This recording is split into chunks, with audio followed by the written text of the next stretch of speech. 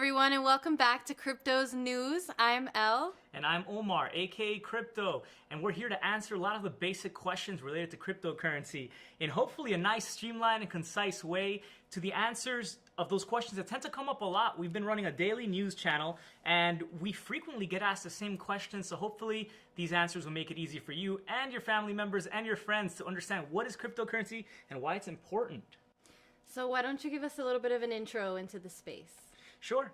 So when it came to me, I became really interested in tech stocks. I was investing in Microsoft, Intel, and stocks that I felt like would lead the charge into this Internet of Things, this technological revolution that's been like a train coming really, really hard that you cannot slow down as technology gets adopted more and more by the mainstream and tends to be all over our lives, just ubiquitous in everything.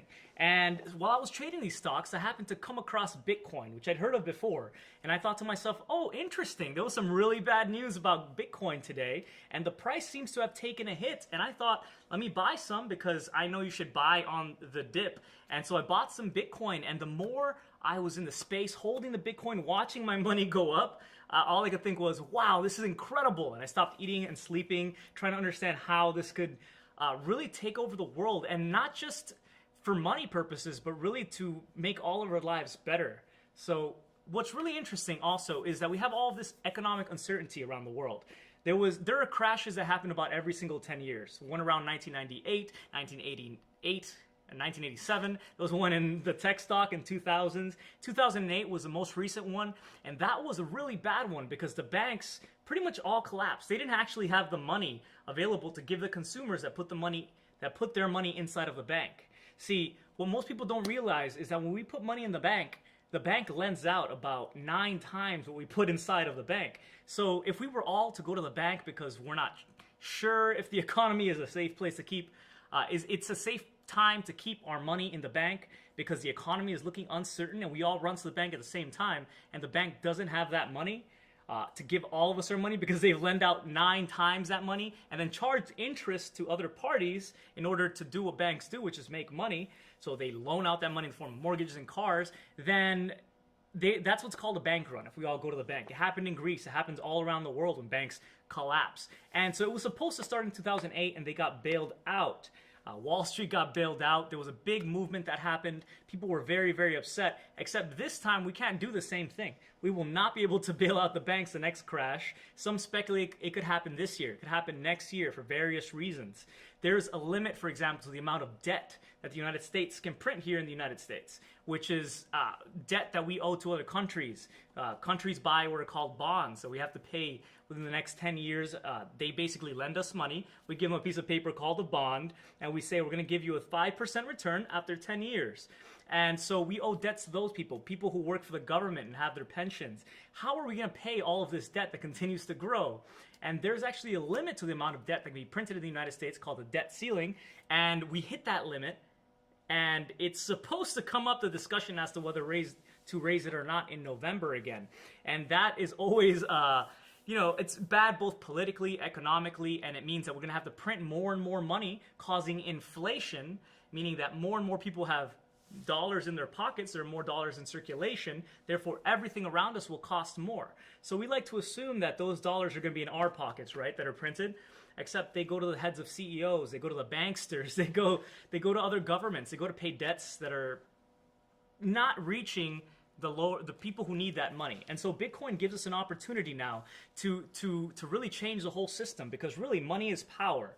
He who issues the money issues the power and the control. So we've been used to this entire world where we have one entity, such as the Federal Reserve here in the United States, that prints the money. They print the money to pay off debts that they need. They print the money when banks are insolvent or those bank runs happen, and that means that our dollar is worth less. More in circulation, more supply, or the same or less demand, because the US dollar isn't backed by gold as it once was before 1971, means that we're going to pay more for everything, and we become more and more almost like indentured slaves, really, to working more and more hours. Look at the quality of life Americans had in the 60s and 50s. That's not the case anymore through programs called quantitative easing, which is a fancy word for printing more money. So really what it is that we have more and more money being printed due to inflation, which is bad, right? And instead we finally have this one currency called Bitcoin that got created in 2009. I think it was a ninja. I think it might have been a blessing from God, if you believe in God. I think it was a creation of the universe, and some individual, a woman, a man, a group, a government, a country, an anarchist, whoever they were, a time traveler from the future who knew that Bitcoin would save us, came and published this white paper, and he said electronic peer-to-peer cash system, which would be a system of money where I don't have to wait for the bank to print the money before I can use it. I don't have to deposit the money in the bank and then swipe a card. Basically, it takes intermediaries out of it. I can send money directly to you. I can store value for the work that I've done inside a unit, which is what money really is. It's when you say, hey, I did a lot of work and I want your services, but how do I transfer that value, right? Okay, you raise cows and I create chicken eggs. How many chicken eggs would it cost for me to buy a cow? Way too many, probably. And so we need one sort of stable unit of currency to store that value of work or production or good, and that's what money really is. So money should be something that stores your value. And when you have something like the dollar that's a meal, or the pound or the yen or pretty much any local fiat currency, that's the word for these paper currencies around the world, they're immediately losing value the minute they're in your pocket, which is terrible if you really think about it, especially for people who like to save money. So Bitcoin got me excited because it's a real savings account. It goes up over time. It doesn't lose value. It works because there are only 21 million of them that will ever exist. And only by the year 2145 will they ever exist. We'll explain why in just a little bit to the viewers. But the point is, we actually have a deflationary currency because people lose Bitcoin and no more will ever be created. And it's a great hedge against these currencies that exist. All right, so we're going to start out with some really simple questions, so bear with us, but there are people who, believe it or not, don't know what Bitcoin is. So Omar, what is a Bitcoin? That is such a great question. Well, it wasn't the first digital currency, but it is the first cryptocurrency that has gone mainstream, meaning it's a cryptographic currency that is secret and private. It lives only in the internet, and there is a limited supply. But really what it is, it's the first currency, only 21 million will ever exist. They're created via a process called mining, whereby you leave a computer on in the corner of your room or multiple computers, and they solve a very intense math problem that gets generated about every 10 minutes. And this math problem is sent to every computer around the world that is mining Bitcoin. However, the computer that solves that problem first, because it is the hardest working computer with the best parts, the most up-to-speed parts, gets the reward. Originally, in 2009, it was 50 Bitcoin. However, what's amazing about Bitcoin is that every 4 years, there's this event called the halvening. So basically, the reward that is given out to the miner, the computer that solves that problem, it has its own wallet built into the computer, right? Its own address. So automatically 50 Bitcoin are sent to them. Every 4 years, that reward gets halved. So then in 2013, for example, it became 25. At 4 years after that, it became 12.5 Bitcoin. That was the last halvening. So that's the current reward we have for the Bitcoin network.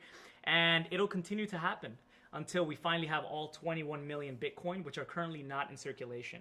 So it's beautiful, as we talked about before, deflationary. All right, so why don't you go ahead and tell us what some of these other coin names are, like Ethereum and Dash. What are those? So the first one was Bitcoin. They all have slightly different ways that they work. For example, Bitcoin has these 10-minute blocks. And a block is really a ledger. So a ledger, for example, is saying Alice sent Bob 1 Bitcoin. Bob sent Sue 3 Bitcoin. So in order to keep track of a ledger, really what that math problem we talked about previously was doing was taking that ledger and making sure that everything was accurate, that no party could change that ledger, so you keep track exactly of where every Bitcoin and what address it is inside of. You do this by something called inputs and outputs. I cannot send more than I have coming in via input. So the system works, you do the math, and you solve it. So you have these 10-second blocks, so every single block, think of it like one page of that ledger. Then the next problem comes up, that's another page of the ledger, and you have what's called a blockchain, a chain of ledgers, or a chain of blocks, which is what these ledgers are called digitally. So you could tweak that. You could say, I'm going to have 2.5 minute blocks, and I'm still going to give out 50 Bitcoin every single reward, except I'm not going to call it Bitcoin. I might call it fuzzy coin. And so that's how some of these other coins work. They just tweak slightly how it works.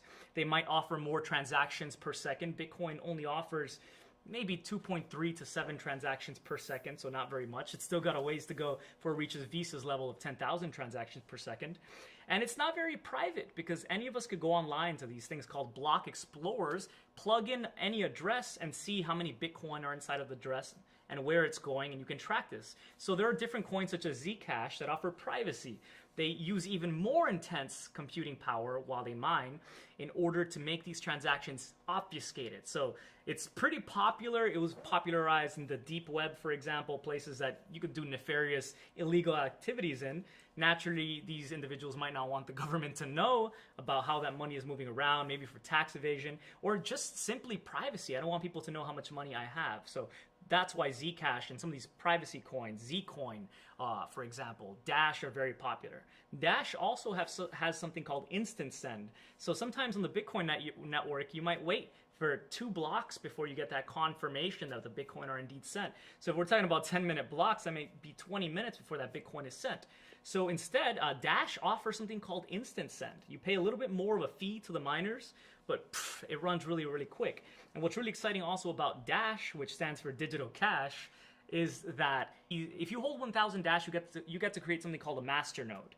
A master node gets to vote in what direction the blockchain goes. So for Dash, for example, anyone could write to the master nodes and say, hey, master nodes, I would like to fly an airplane that says Dash on the side across the world. And would the Dash master nodes vote yes to this? And if the majority of the master nodes vote yes, that are staking 1,000 Dash, you cannot move it, then they can get funded directly out of the blockchain. That proposal will automatically get a reward of the Dash that are created every single block. And what's interesting too is that you can stake Dash. So just by holding it in there, you might get more Dash like every single week or every single month. That's exciting. Also, Ethereum is probably the most exciting to me. That's why I started this channel. It's created something called smart contracts. So programmable money for the first time, meaning it's not just digital, but I can actually tell the money what to do. I might send you money every single year on your birthday if I'm a parent. Or I might create a contract to buy a house. Instead of having to go to a lawyer to do escrow and they hold the funds while we clear all the paperwork, you send that money to a smart contract. That's what Ethereum is, a smart contract system. And you leave it in that contract until both parties sign with their private keys or their Ethereum wallets that indeed the requirements of the smart contract have been met and the money goes where it needs to be. So now we can cut out all sorts of intermediaries. We can cut out banks completely. We can create new financial systems. And because it's a Turing-complete code system that was built for Ethereum, you can actually write applications that can never be stopped. Because instead of living on one server, they live on all of the people mining Ethereum. So you'd have to shut down the entire internet processing these applications in order to shut down an Ethereum-built application. So Ethereum has become very, very popular because of this. You can think of any idea, anything that currently exists, and port it over from a centralized, Facebook or Equifax, which recently got hacked, a credit monitoring agency. And they had 143 million Americans' information, social security, names, phone numbers, addresses. They got hacked because they weren't secure and they were one location. Instead, you sent that information to every computer around the world, but I can only reveal that if I have the right wallet and key to that information, which is completely different than the systems we live in now. So you can port so many applications over into Ethereum. It's got pretty much the whole world looking at this, very excited. So now that we know what these coins are and what they can do, how do we buy or sell these coins? Such a good question. There are different websites. For example, the most popular one here in the United States is called Coinbase.com. Very secure, been around for a very long time. You literally go to Coinbase.com or download their application on your phone. You send them maybe your license, maybe a picture. They need to get this information to the right entities and the government, of course. And then you pretty much get verified and you can just buy Bitcoin. You link your bank to it. They ask you for bank account information. And you buy Bitcoin. You don't have to buy the whole Bitcoin either. So, if Bitcoin is $5,000, that doesn't mean you have to buy $5,000 to buy one Bitcoin. You can buy $20 worth of Bitcoin. For example, you might buy 0.0023 Bitcoin. But if tomorrow Bitcoin goes up 100%, I mean, whatever you put in there, if it was $20, is now $40. So it's really approachable. Anyone can pretty much invest into Bitcoin at any amount, $5 a week, $10 a week, $20 a week. And then also, if you want to sell that Bitcoin, it lives on that Coinbase account, for example, if you keep it there and don't get your own private wallet. So you would just hit sell instead of clicking buy, finding out the current price and buying $20 worth of Bitcoin. You say, I want to sell $20 worth of Bitcoin. So if it became $40 worth of Bitcoin because it went up 100%, you might want to take out your initial investments. You might sell $20. And I mean, Coinbase recently also enabled instant purchases and sells, so it'll show up in your bank immediately, pretty much. Nice. Up to a certain limit, yes. But it's that simple. And what if we wanted to buy something that wasn't Bitcoin? That's a great question. There are multiple exchanges that exist. Some of the most popular include Poloniex, Poloniex, and that's where this shirt is from. There was this famous troll bot, so people used to chat in real time while they purchase these different cryptocurrencies that exist. So it's very exciting, actually, because you go on there and you find an order, somebody's selling on a currency you might want to buy. You might want to buy some Monero. So you go on there and somebody is willing to buy some Bitcoin and sell you Monero. So it's that simple. You'll see a bunch of different coins available. And some of the more other popular ones include Bittrex, Bittrex, Binance, Binance, Kraken, Kraken, which you can purchase Bitcoin directly there, I believe, with a bank account or a wire transfer. But most of these, you first need to deposit Bitcoin or Ethereum before you can purchase. You can't just buy on there with your credit cards. You first need to buy somewhere like Coinbase and then transfer over to that exchange, change it for whatever you want, and then withdraw that to a personal wallet. Okay, so basically Bitcoin is your way in, and then if you wanted to get one of these other coins, you would have to then move your Bitcoin to an exchange where you can actually do that. How would we store these coins? We wouldn't want to keep them on this exchange, would we? No, you might not. For example, I mean, we're talking about decentralized options versus centralized options. So if you're keeping your coins on these centralized locations or somebody else managing your coins and they suddenly went offline, it's happened before, or they had some sort of hack and your coins can just disappear like that. They're not insured. Things are very unregulated right now. It's like the wild, wild west. So you definitely want to control your cryptocurrencies. So what I use is called the Ledger Nano S hardware wallet. We'll have a link in the description below, of course. Once you have a sizable amount of money, security is something you should definitely be aware of. If it's going to cost you more for one of these devices than the actual amount that you have, I would definitely hold off. You're not going to be a big target probably to these hackers just yet. But some of the options include a paper wallet, which is a wallet that prints out your private key, which is like the key to the mailbox that allows you to send those coins. So they'll just print out a bunch of numbers and letters, and they'll print out a public key as well, which is an address you sent to or withdraw into that account. So you can use a paper wallet, you can use a hardware wallet, which is what I'm talking about, which never reveals your private keys. If somebody had your private keys, they could send all your coins. So you want to keep your private keys as hidden as possible, and these devices never show your private keys, even to yourself. You have to keep them plugged in order to send tokens. So does that mean that the public key is accessible for people sending, but the private key is the one that you would need to get your money out of your wallet? Exactly. Okay. To clarify that further, and I kind of reference that right now, which is the mailbox analogy, which is anyone can send to a mailbox, to a P.O. box. Anybody can send you mail. Right. So that's like your public key, the address, your P.O. box number. Mm-hmm. And then your private key is the key to that mailbox. You need to have the private key in order to get the mail and send it anywhere. So that's some of the options. You can also get Jack's wallet, Exodus wallet. These are software wallets, a little bit more unsecure. You can secure them with a PIN, but there might be ways that people can hack into that or get that information easier. And the last thing you probably want to do is keep them on an exchange, but for the people who have a little bit technical, less of a know-how technically, might want to wait a little bit and get a bit of experience as to how these keys work before moving their coins, because they are unretrievable if you send them to the wrong address, just like cash. Okay, cool. So what would you do if you lost your wallet?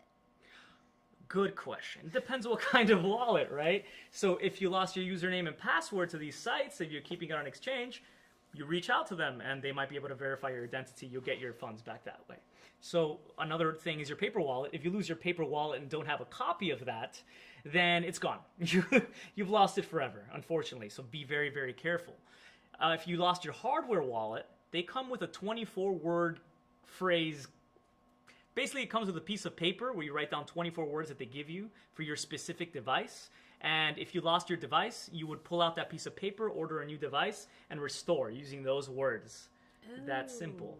So you can lose them, you can burn them in a fire, and you'll always have access to that if you have your words. Now, you don't want to take pictures of these words and put them online, put them on Instagram, because there are ways people can get that information. Yeah, guys, the minute you take a picture, it's already geotagged. Yeah. Yeah, that is very true. Even if you have location off, oftentimes, via Wi-Fi. Yeah. So our next question, we touched upon this briefly earlier when we mentioned other coins besides Bitcoin, but the actual specific term for that would be altcoin. So what exactly is altcoin? It's like you mentioned, Ethereum. It's just like Zcash or Monero. It's an alternative coin. An alternative Any coin to Bitcoin. that's not Bitcoin, yes. Basically. Awesome. And another term we see here a lot is ICO. So what is an ICO? Another wonderful question, Els. And that question, the answer to that is that these tend to be fundraisers. That's primarily what it is. The most popular ICOs, or initial coin offerings that exist right now, are those built on the Ethereum network. And so, for example, I might offer a coin called Fluffy Coin, and I would build it on the Ethereum network via smart contracts. And in these contracts, this contract would say, if you send me 5 Ether, I will send you 500 Fluffy Coins. And then in the future, I'm going to program these Fluffy Coins to give me access to a new kind of YouTube that doesn't have YouTube in the center, maybe taking more profit. And so you can create a platform. So really, ICOs are a way for people to promise value or a platform in the future, and possibly even revenue. If you hold these tokens, you'll get a trickle of whatever revenue the platform makes over time. So it's a way for people to raise money, and most equated to IPOs, or initial public offerings, which are like, I issue a stock or a share of the company. Instead, I issue you a share of the Ethereum-based decentralized application, DApp. So that's one way that people make money these days. So an ICO basically is like, does that mean it's trying to raise money for not just the coin, but also for the technology that they're going to be offering? Is that how that works? Yes. See, the whole thing about Ethereum is that it takes central parties out of it. So what they try to do generally is create, for example, a non-profit company, or they make a for-profit company, and they say, we're going to develop this platform for the world. And so they will take that Ether, use some of that Ether for marketing, for development, to pay the developers, and hopefully eventually wipe their hands clean, and the platform is built, and then they just let it run, and it can never be shut down. It's built on the Ethereum network. So that's generally how these things should work. Over time, these people take their hands out of it completely, the developers. Now, it's very, very early on, so, I mean, we're seeing that people keep developing on it, and we don't know exactly if a lot of companies will take their hands out of it. But yes, generally that's how it works, and they might get revenue, dividends. For example, there's this one called Either Roll. So what they did was build a smart contract platform. People can roll a bunch of dice on the Ethereum network on a website, and you send, for example, gamble 1 Ether, and if you roll below a certain number, you get a bunch of Ether. You might double your Ether, for example, and then 1% of that goes to the house, and the house is really everybody who's holding these roll tokens gets a share of that. So it's already running. Oh. And so that's almost like a dividend. I see. Yeah. Well, speaking of Ether, the other day we just had a fork, right? Fork, yeah. So what is a fork? And I understand there's a hard fork and soft fork. What is the difference there? Wonderful question. Again, you're so good. Well, we were talking about the blockchains, right? So the blockchains being every few minutes or seconds or whatever that particular blockchain is, whether it's Ethereum or Bitcoin, what it does is that it has one history. Running our mining rigs or our computers, we're all validating all the transactions that have ever happened over time. It's beautiful. We all get a copy of that ledger, and then we all make sure that it's not manipulated. It's the same ledger, and then we make the next block has a new ledger with the new transactions that have happened. It's a beautiful system. You'd have to control 51% of the computers in order to manipulate it and change that somehow. So the more and more people mining, the better and better it is for security. of the network. So it becomes more and more difficult for a government or anything to control it. Now, since we all share that same history, it might come a point where, one developer says, okay, I'm going to create a wallet. And in this wallet, I'm going to make it so it has 20-minute blocks for Bitcoin because I want to reduce the inflation. So instead of 12.5 every 10 minutes, it's going to be 12.5 every 20 minutes. Every single page is now, or block is going to take 20 minutes. And he might have a disagreement with another developer who says, hey, no, we think it should stay the exact same. I think it should still say 10 minutes. But you want to have 6.5-minute blocks. And so you have a debate and you have an argument. And at one point in time, they might say on block 1,500,000, because they're all numbered, we, no matter what, are going to, on the next block with anybody running our software, make it so it's 20-minute blocks. And so they do what's called a split. So they came from the same history, same block, almost like a train, and then that train kind of forked, and we went out down two different paths, even though we came from the same paths. And now you might have two different coins. You might rename this coin, but it's really came from the same history. And so we've seen that happen with hard forks in particular. Ethereum was one of the big ones. Ethereum had something called Ethereum Classic, which happened. And so Ethereum Classic and Ethereum had the exact same history until that point in time. And now they have two separate communities with two separate groups of developers. And that's pretty much what that is. So Bitcoin has had its own as well. Some people might want to upgrade Bitcoin because they want to increase the amount of transactions that can fit per block. And they thought it would be better this way, and some thought it should stay this way, and then they would change the way the protocol works in this way to make it so more people can use it. But there were debates about that. And so we're having multiple hard forks, which is incompatible with previous wallet versions. I can't use the wallet version for 10-minute Bitcoin if I'm now using the 20-minute blocks. I can't send to that old address, so it's incompatible. Soft forks are very similar, except they are compatible. So I can, for example, with this new SegWit Bitcoin, I can send to a non-SegWit wallet. So basically, a soft fork means I can still send to people who are using the old kind of software as well. So it's just about compatibility. Yes. Okay. So this is probably the best question out of all of them. What about taxes?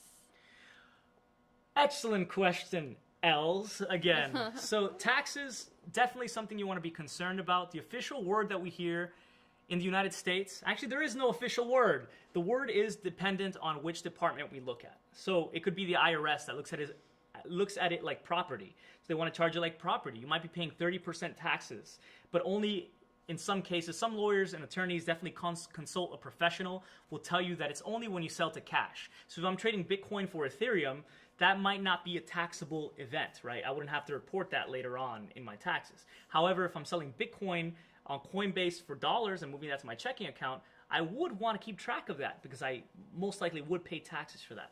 So that's dependable. Really, if you want to be the safest, you'll record every single thing you do. So if you trade Bitcoin for Zcash, record that. And if you're a miner, that's something else too. It's important. If you're mining, you have to be aware that if I mined this cryptocurrency at this time, at this price, and I sold it when it got to this price, then I'm going to have to pay the tax difference. So if you're going to be very careful and cautious, that's really the way to approach this right now, is to keep track of that. There are different applications, however, that will do this for you. There's this one called bitcoin.tax. It plugs right into different exchanges, downloads all the information, and then asks you if you mined, for example, some of that and it didn't come from just trades, you could input that as an exception, and it would make things very easy for you. But definitely check with a professional. That's very helpful. What exactly is trading? When you go to one of these exchanges and you trade one cryptocurrency for another. That's what it is. Now, in Wall Street, you look, most of the trading that happens between different stocks happens between 10 a.m. and 4 p.m. New York time, or dependent if you're in London or whatever it is. So there's a time when the financial headquarters are open. What's great about cryptocurrency is that you can trade whenever you want, 24 hours a day. You can find out what prices are at, and you think you're going to get a banging deal on this cryptocurrency. You would buy it when it's on the down low and sell it when it's on the up high, and you would try to do that. So there are different kinds of trading. There are day trading, which is throughout the course of the day, you have mental panic attacks every single time the price ticks up and down. Or you could be a swing trader, which is a little bit better. You wait maybe the whole course of a week and you look at the natural, Bitcoin's headed down, but I'm pretty sure next week it's going to be moving up. So you follow that trend and you don't just look at every single movement. or you don't trade at all and you just hold, which is usually, unless you have 18 years of experience plus in traditional markets or even this kind of markets, as long as you have studied it. Let's say you're into cryptocurrencies, you're into it for 5 years, and maybe you should trade. But if you're not, you're better off holding it. And time in the market beats timing the market almost 100% of the time. So it's nice to look for a quick buck, but more than likely you're going to end up paying that in fees, lost money, and at least it'll be a learning experience. We all lose money at some point, but if you don't trade, you generally, nobody has ever lost money just holding Bitcoin, for example. Right. So trading is a possibility, but if you are very new to the space, it's not really recommended. Maybe take some time to become a little more familiar before you move into that. There are these people called whales, and these whales have way more money than you and I. And they will start doing what's called pumping a coin up the price, so that people do what's called FOMO, fear of missing out. And then when the coin starts pumping, more people are like, oh, I want to buy that coin because it's going to go to the moon. And then they buy in and the price crashes because the whale sells all the initial tokens that he bought on this exchange. The price starts going down and then you lose money. So that's the most common way people lose money, is through manipulation or pumps and dumps. And so you have to avoid these as best as you can. So pump and dump, meaning they try to spread the word and get people into the space. They try to drive the price up as high as they can. This is going to be the next Bitcoin. Don't miss out. Then they dump it. And then the price crashes. To lose money. Moving on to our next question. What is the difference between a centralized and decentralized exchange? The difference between that is whether it's built on smart contracts currently. So decentralized meaning that it's held in contracts that exist only in numerals, and there's no server, no company in the middle. It's just living on the mining nodes around the world, people mining. So decentralized exchanges don't run the risk of somebody running away with your money or getting hacked, because nobody has ever been able to hack the Bitcoin network or the Ethereum network. And you have all of the best hackers in the world first trying to infiltrate it in order to access Bitcoin and create Bitcoin, never been able to do it. So instead they create more security for Bitcoin. They actually improve the protocol. So you have some of the best minds in the world building for these kind of networks. So you want a decentralized exchange where the money doesn't live in for example, Coinbase or Poloniex. Instead, it's decentralized. And they tend to be a little bit slower. They might charge you more network fees, but that's what you pay for security. All right. I wanted to go ahead and bring up gold versus cryptocurrency. Gold has been used as money, that store of value, for thousands of years. As long as we can look back in human history, we've been using gold for quite some time. So Bitcoin only has about 9 years of experience on it. So people like to say, if something were to happen to the economy like we previously discussed, and we can't get food on our supermarket shelves, we can't get water, then who's going to be running the internet, right? Who's going to be running the internet? In this kind of world, it might be interesting because let's say there was a huge nuke that knocked out the power for the whole world, an EMP, then that would kind of stink because you can't turn on your phone, charge your phone, and access your Bitcoin. So gold might be necessary in that kind of case. But so would dollars, right? Cash would probably still have value at that point. So it's important to be diversified and have different kinds of assets. Now, gold is great because it only gets created by supernovas. It's very rare. It's precious. And it's impossible to create. People and alchemists have been trying to do this for millennia, to create gold or turn lead into gold. So it's very similar with Bitcoin. You can't create more Bitcoin. You can create a different alternative currency, but not Bitcoin itself. So yeah, in the event that the internet was down, gold would be pretty interesting to have. The price would probably go up. Now the issue is that gold is manipulated. When you look at the spot price or the current exchange price for gold, that's not really what that gold is worth. It's what these contracts that are being traded on Wall Street, on different exchanges such as the COMEX, are being traded at. So they create these extra pieces of paper. Each piece of paper is backed by a little piece of gold, right? And instead of having just one paper backing one piece of gold and trading that paper on the Wall Street floors, for example, they wouldn't be carrying around wheelbarrows of gold. What they do is they print extra pieces of paper for every piece of gold, so they can keep the price down. So if you're looking for just an investment, if the financial system keeps running as it has without a hitch, it hasn't proven to be the best investment. Bitcoin works either way, whether that works or doesn't. And if the internet were to go down even temporarily, as soon as it came back up, you would have access to your coins again, and they would probably be worth a lot more. True. What we're going to do here is I'm going to go ahead and just shoot a word at you. You give me the explanation, and we'll move on to the next one. So we're going to start with FOMO. FOMO. Pretty sure we did this. Fear of missing out. Fear of missing out. So that's when the price starts going up and you're thinking, I don't want to miss out, so I'm going to buy now, and then the price goes down tomorrow. Okay. So usually FOMO is used in that kind of sense when it's driving the price. Yeah, and it actually segues really well into a tip that I have for most people, which is set yourself a target. If, for example, you know that the next halving event for Bitcoin is in 2020, and you know that every single time a halving of that reward happens for the Bitcoin network, that the price goes way up, and you know that the next one is 2020, then say, I'm not going to sell my Bitcoin until 2020. I'm going to take a look, and that's your target, right? Or I'm not going to sell Ether until the end of the year because I read the news, I looked at the news, and I know this major upgrade is happening that month. So you don't panic, right? That's what I love about my hardware wallet, like my Ledger Nano S, because if I have my keys inside to this cryptocurrency of a device that is at home, and I'm at work, and I am refreshing the price, and I see it starts going down, and I'm panicking, it's going to be very difficult for me to leave work, right, and ask my boss to go home because I'm losing money on Bitcoin, right, and get the device out, plug it in. Plus, I might just be lazy because the two most common traits to humans are fear and laziness, right? So I'm scared of the price going down, and I'm lazy. I don't want to get to my device. So I think that's one of the best things about that. Instead of keeping the money inside of your phone, it'll be really easy to fear of miss out or panic sell. You set yourself a target, or you get yourself a hardware wallet, and you say, you put a target first. You put a goal. That's also what makes it such a great savings account, is that it's not that easy to access. So in a way, you're kind of deterred and you'd rather just leave it there. The other thing I wanted to say is, guys, you haven't lost any money until you have sold for US dollars. Or pounds, or whatever you're using around the world. We're going to move on to the next one. The next one is FUD. F-U-D. What's FUD?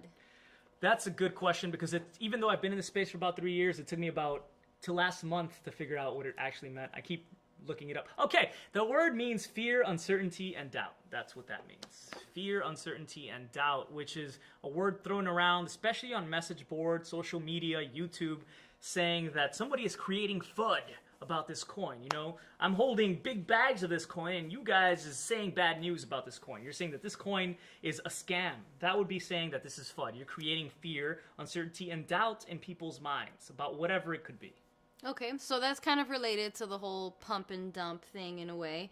It's basically just ways for people to try, again, to drive the price, either up or down, according to however it will suit them best. Let me see, I had two more. Moon. What does it mean when people say moon? Well, we had this lord called Vitalik, the creator of Ethereum, and he apparently is on the moon currently with the Lamborghini. Moon means that we are going sky high in the price. That's all it means. So people like to say Pluto. Screw the moon, we're going to Pluto. So it's just for excitement purposes then. Yeah. Yes, it gets people excited. It's a community term. All right, so this last one is my favorite one. It's HODL. H-O-D-L. What is that? So it means hold on for dear life, some people say, or it means hold, but it's a typo.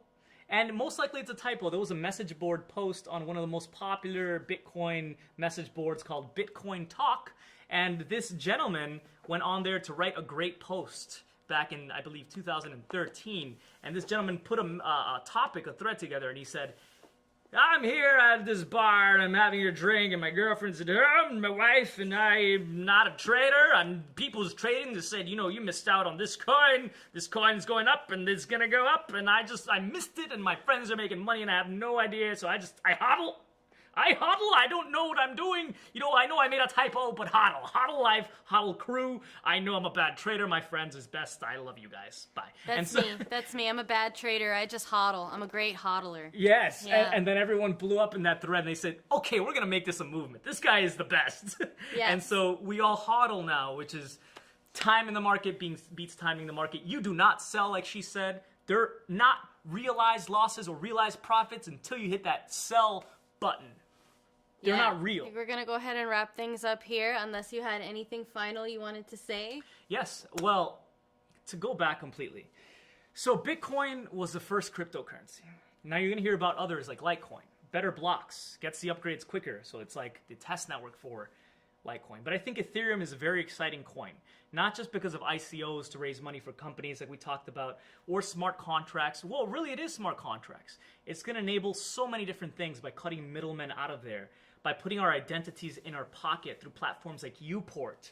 It could very well be the fabric of human society moving forward. I would look at companies that, like I began to say in the beginning of this conversation, such as Intel, which is making chips, computer chips that are in everything.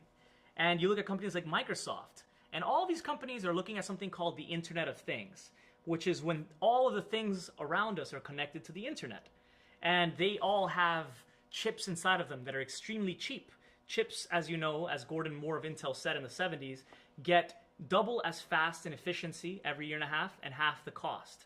And so it gets to this point where you have people like Ray Kurzweil, a futurist from the Singularity University, and you have Michio Kaku, K-A-K-U, talking about this possible singularity where computer chips are in everything, they're extremely fast, and we get the ability to touch our wallpaper and it changes colors. Or our shirt, as soon as we put it on, knows what temperature we like. Or we can put contact lenses that have chips inside of them into our eyes so that we can get more rods and see more colors, maybe even ultraviolet. And we can begin to augment ourselves. So if we're going to have this Internet of Things and they're all communicating with each other, you have Samsung creating their own networks. In order to access the Samsung network, you need a Samsung TV, a Samsung refrigerator, and a Samsung, keyboard, piano. And they can only talk to themselves. But what about Apple, right? Because we have Android platform, we have the Apple platform, and they cannot communicate to each other. They own different things. So if we could merge them together and have one fabric for all of humanity that is decentralized, how incredible would that be? So I began to look at these companies and think, okay, who's it going to be? And then I found out about Ethereum. I was frustrated at how slow Bitcoin was. I was trying to send Bitcoin and I was paying higher fees to the Bitcoin network. I was waiting forever for it to confirm.